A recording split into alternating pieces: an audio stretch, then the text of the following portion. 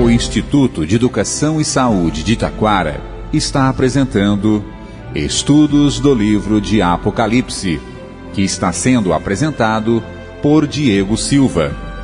Essas aulas foram ministradas aos alunos do IEST em 2009.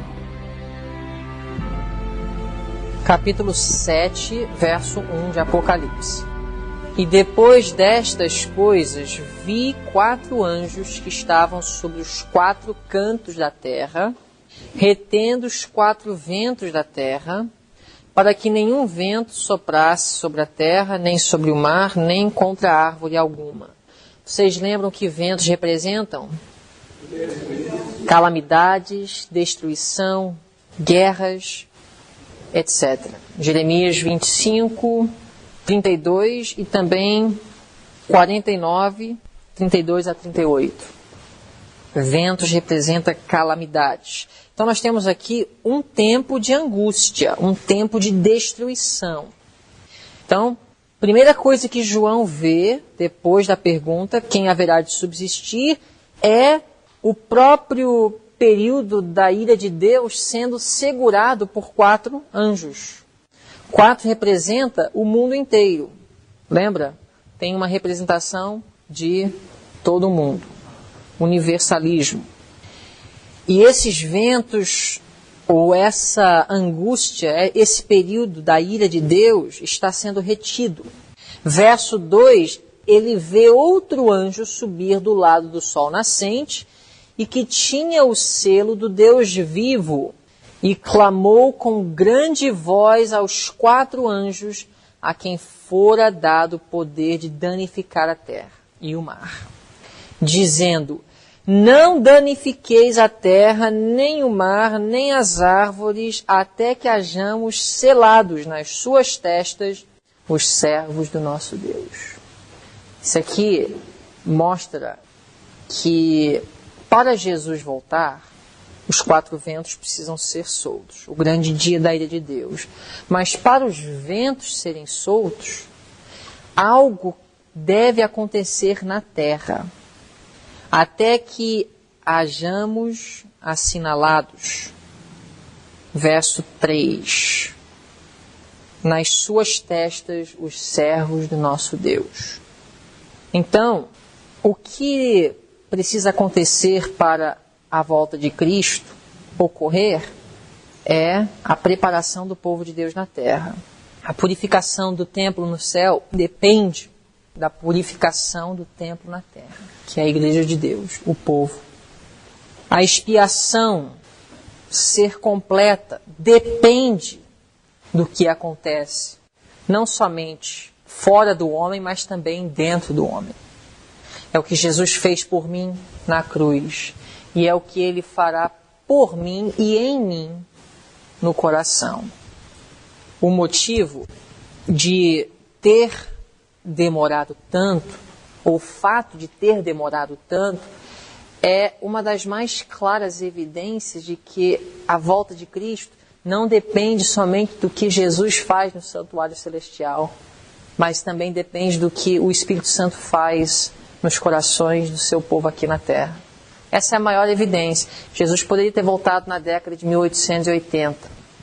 E ele não voltou, não porque Jesus falhou no seu trabalho, mas porque a igreja falhou em sua preparação. Então, em relação à lei dominical, movimentos políticos, união da igreja com o Estado, o abismo entre os Estados Unidos e o papado diminuir, tudo isso não determina o dia da vinda de Cristo e o dia da ira do Senhor. O que determina está aqui em Apocalipse 7. Diz assim: não danifiqueis a terra, ou seja, não soltes os ventos até que a lei dominical seja estabelecida, até que o sinal da besta seja colocado. Não. Até que hajamos selados nas suas testas os servos do nosso Deus. Quem são esses servos de Deus que serão selados? Verso 4. E ouvi o número dos selados, E eram 144 mil selados, de todas as tribos dos filhos de Israel. Agora, eu não preciso dizer para vocês que existe uma grande polêmica dentro da nossa igreja quanto ao número, 144 mil. Também existe polêmica quanto ao que é esse grupo. Por exemplo, alguns acreditam que são todos os salvos. Isso é uma representação de todos os redimidos. Muitos dentro do círculo evangélico acreditam que isso aqui está falando de Israel literal. E o número pode ser simbólico, mas é Israel literal. Agora, o que foi mais ensinado no meio adventista no século XIX, quanto ao grupo em si, sem falar do número, apesar de que muitos falavam a respeito do número, mas a própria irmã White falou que a questão de literal ou simbólico não deve ser um ponto que venha dividir a igreja e também não deve ser um ponto de fé, teste de poder ser membro ou não, no caso. Teste de comunhão. Irmã White usa essa expressão. Ou seja, se a pessoa está pronta para o batismo, mas ela crê que é simbólico, vamos deixar de batizá-la? Ou literal, vamos deixar de batizá-la? Não. Ou seja, não é um ponto que deve dividir a igreja. Igual o contínuo. 144 mil. Literal é simbólico, muito igual o contínuo. Ok? Mas o grupo em si, a posição que era mais popular no meio adventista, e é a que, para mim, é a mais clara e coerente, e que eu acredito ser apoiado pela irmã White, é que os 144 mil é a última geração do povo de Deus, que passará pelo tempo de angústia de Jacó. Em outras palavras, os salvos vivos. Essas são as próprias palavras de Ellen White no livro Primeiros Escritos. Os salvos vivos. Quando vocês ouvem falar sobre a teologia da última geração, é o ensinamento que Deus vai reivindicar seu caráter através de uma demonstração que será feita através de um grupo antes da vinda de Cristo, e esse grupo é os 144 mil. Agora, dentro dessa visão, existem então dois pensamentos. Os 144 mil. O número simbólico ou literal. Mas eu creio que é literal. 144 mil, um número preciso. Literal. 144 mil pessoas. Só 144 mil salvos? Não. 144 mil salvos vivos, que não passarão pela morte. 144 mil que serão transladados. Lembra quando Moisés e Elias apareceram a Jesus? Na transfiguração? Aquilo era uma representação de quê? A humanidade. Os que morreram e foram ressuscitados e os que serão transladados. Elias e Moisés. Ok? Então, por que literal? Por que literal, ao meu ver? Primeiro, porque na Bíblia nós temos vários exemplos de Deus usar uma minoria para fazer uma grande obra. Por exemplo, dá alguns exemplos aqui. O princípio da minoria. Vou colocar assim. Aí nós temos o quê? Os 300 de Gideão. Quem mais? Josué e Calebe. Os únicos que saíram do Egito, já adultos, e entraram na Terra Prometida. Uma representação, inclusive, daqueles que vão entrar na Canaã Celestial. Mais exemplos de pequenos grupos. 8 pessoas na arca. Mais, ok, 3 na fornalha de fogo, com ponto de partida que existiam mais judeus do que esses 3. 3 na fornalha de fogo. Quem mais? 120 lá naquele quarto que estavam unidos, preparando-se para o batismo do Espírito Santo. 120 no cenáculo. Que era o quê? Uma representação daqueles que abraçaram o Evangelho de Cristo. Dentre toda a nação judaica, só 120 no cenáculo. Quem mais? 7.000 que não dobraram os joelhos. Então, olha, os melhores argumentos para dizer que é simbólico já, para mim, foram desestruturados. Por exemplo, mas você está dizendo que só 144.000 vão ser salvos? Não. 144.000 serão transladados. Poxa, mas só 144.000 vão estar preparados para a vinda de Cristo, dentre os bilhões que existem neste mundo? Mas aí então você olha para 2 entre não sei quantos mil, 300, 8, 3, 120, 7.000.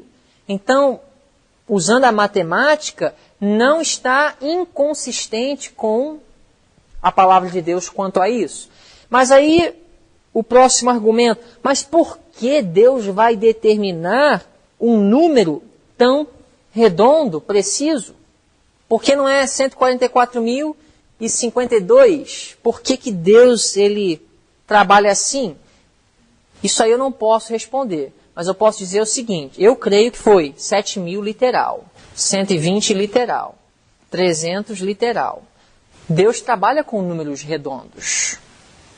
Ainda mais, na profecia, Deus trabalha com números literais. Por exemplo, 7 igrejas.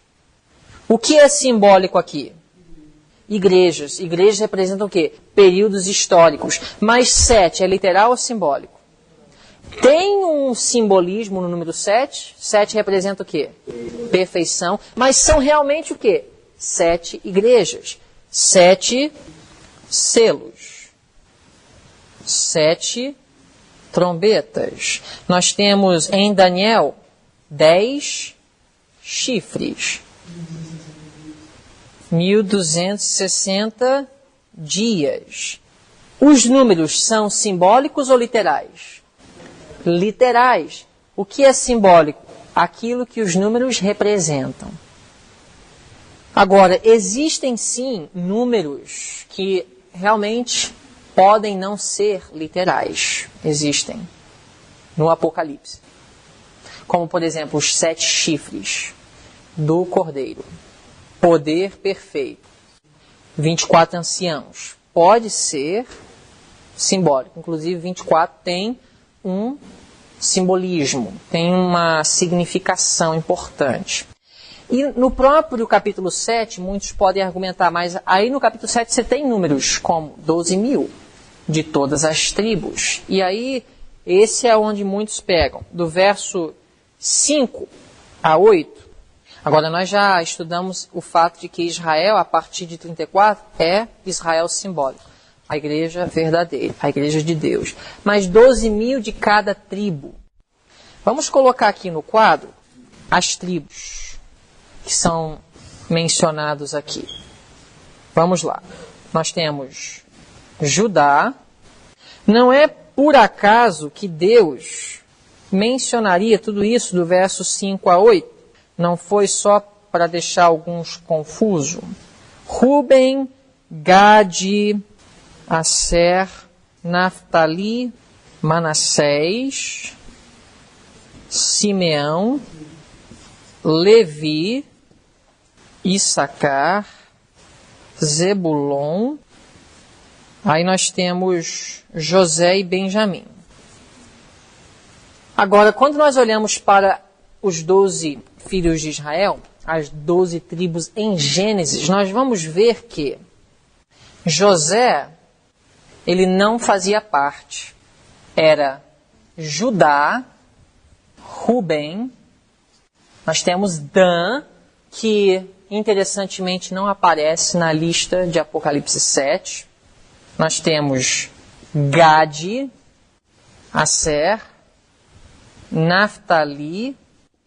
Aí nós temos Simeão, Levi, Issacar, Zebulon, Benjamim.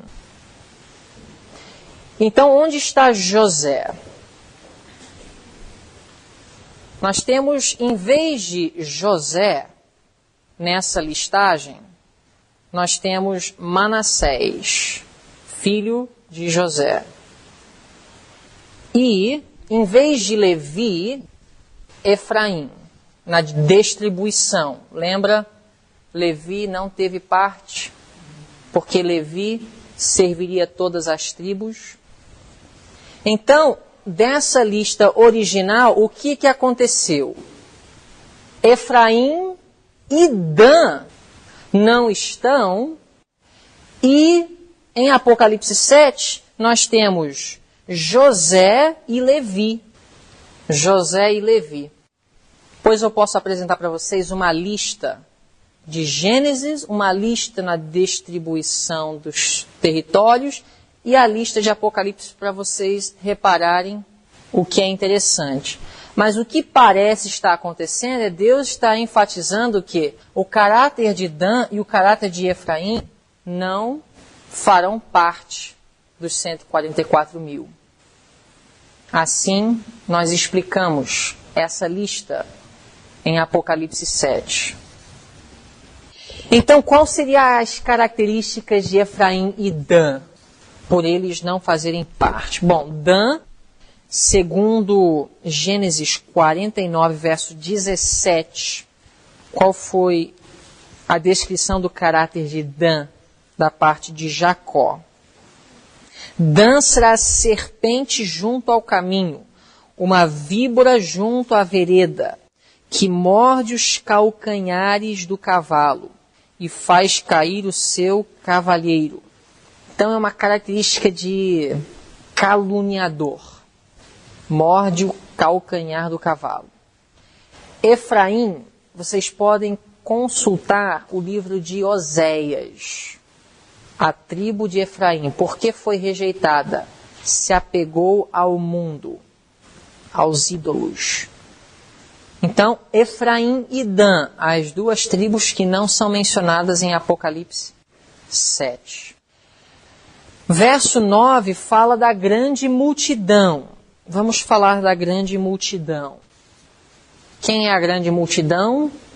Os ressuscitados. Os fiéis de Abel até o último mártir antes do fechamento da porta da graça, que morrerão em Cristo. É um número que não pode contar. Verso 9. Depois destas coisas olhei, e eis aqui uma multidão, a qual ninguém podia contar, de todas as nações, e tribos, e povos, e línguas, que estavam diante do trono e perante o Cordeiro, trajando vestes brancas e com palmas nas suas mãos. Onde é que nós já vimos vestes brancas no contexto dos selos? Quem tinha vestes brancas? Vamos ler em capítulo 6, verso 11. E foram dadas a cada um de quem? As almas que estavam o quê? Elas tinham passado pelo quê? Pela morte. Foram dadas a elas vestes brancas.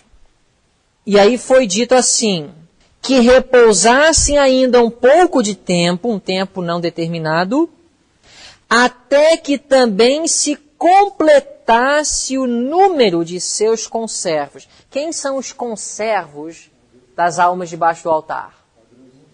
Conservos das almas debaixo do altar são quem? Os que também vão morrer. Então não poderia ser os 144 mil. E eles estão vestidos como? Vestes brancas. Então assim nós ligamos a grande multidão aos que morrem. Então vamos ler o verso 9 de novo. Depois destas coisas, ou seja, depois de ter ouvido a respeito de 144.000, olhei e eis aqui uma multidão a qual ninguém podia contar, de todas as nações e tribos e povos e línguas, que estavam diante do trono e perante o Cordeiro, trajando vestes brancas e com palmas nas suas mãos. Palmas, um símbolo de vitória. Verso 10. E clamavam com grande voz, dizendo: salvação ao nosso Deus, que está assentado no trono e ao Cordeiro. E todos os anjos estavam ao redor do trono, e dos anciãos, e dos 4 animais, e prostraram-se diante do trono sobre seus rostos, e adoraram a Deus, dizendo: Amém, louvor e glória e sabedoria e ação de graças e honra e poder e força ao nosso Deus, para todo sempre. Amém. E um dos anciãos me falou dizendo: estes que estão vestidos de vestes brancas, quem são e de onde vieram? Boa pergunta, né? Até hoje está sendo discutido. Quem são esses que fazem parte da grande multidão? É os 144.000 ou outro grupo? Quem são? Vestidos de vestes brancas. Verso 14. E eu disse-lhe: Senhor, tu sabes. E ele disse-me: estes são os que vieram da grande tribulação e lavaram as suas vestes e as branquearam no sangue do Cordeiro. Aí pode ter argumentos para 2 lados. Que tribulação é essa? É a tribulação da vida ou a tribulação de Jacó ou a ira de Deus? Boa pergunta.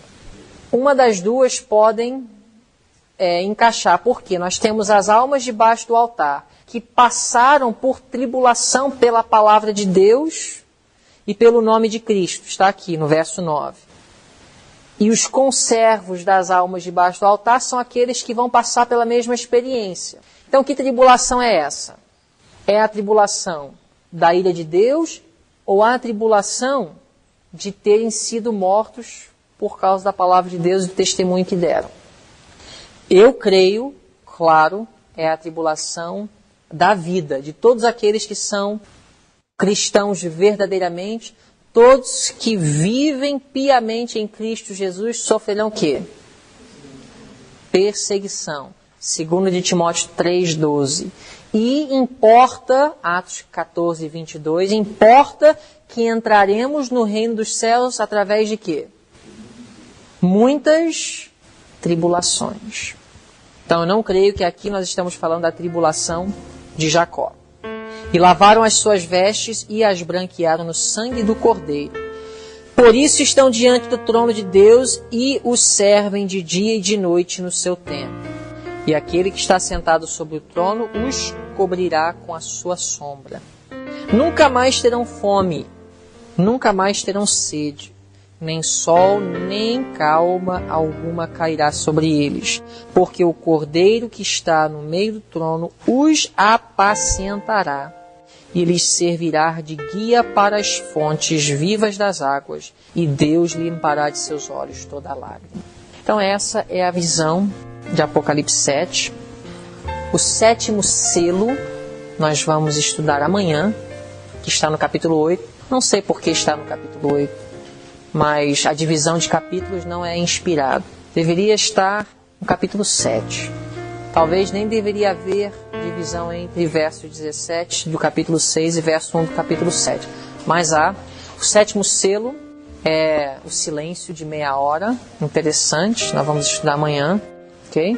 E aí amanhã a gente já entra nas 7 trombetas, que é a parte mais difícil de Apocalipse. Sem dúvida. Não tem comparação. Talvez a parte mais difícil da Bíblia.